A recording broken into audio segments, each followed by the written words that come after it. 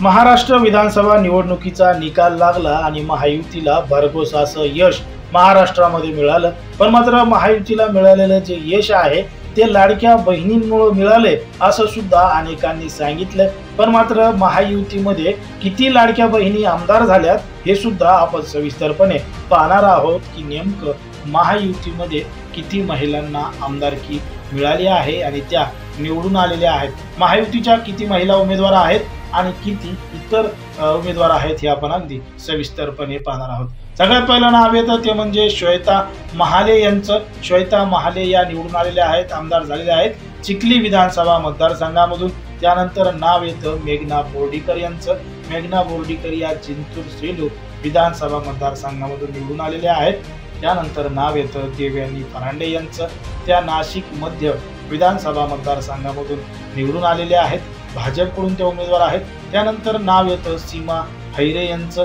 नाशिक पश्चिम विधानसभा मतदारसंघामधून भाजपकडून त्या निवडून आलेल्या आहेत आणि यांच्यानंतर नाव येतं मंदा म्हात्रे यांचं। मंदा म्हात्रे या बेलापूर विधानसभा मतदारसंघामधून भाजपकडून निवडून आलेल्या आहेत आणि यांच्यानंतर नाव येतं ते म्हणजे मनीषा चौधरी यांचं। मनीषा चौधरी या दहिसर विधानसभा मतदारसंघामधून भाजपकडून निवडून आलेले आहेत, आमदार झालेले आहेत। त्यानंतर नाव येतं विद्या ठाकूर यांचं। विद्या ठाकूर या गोरेगाव विधानसभा मतदारसंघामधून निवडून आलेल्या उमेदवार आहेत आणि भाजपकडून त्या आमदार झालेल्या आहेत।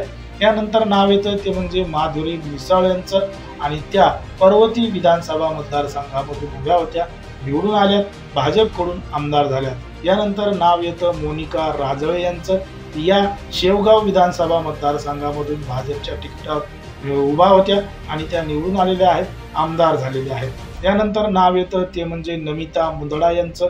कैज विधानसभा मतदारसंघामधून त्या उमेदवार होत्या, भाजपकडून निवडणूक लढवत होत्या, त्या ठिकाणी त्या निवडून आलेल्या आहेत आणि आमदार झालेल्या आहेत।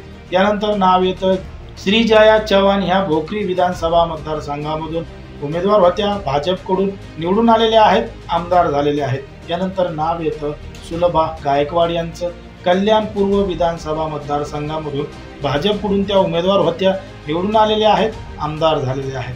त्यानंतर नाव येतं स्नेहा पंडित यांचं।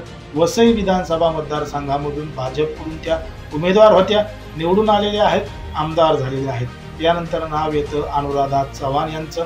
अनुराधा चव्हाण ह्या फुलंब्री विधानसभा मतदारसंघामधून भाजपकडून उमेदवार होत्या, निवडून आलेल्या आहेत, आमदार झालेल्या आहेत। यानंतर नाव येतं मंजुळा गवित यांचं।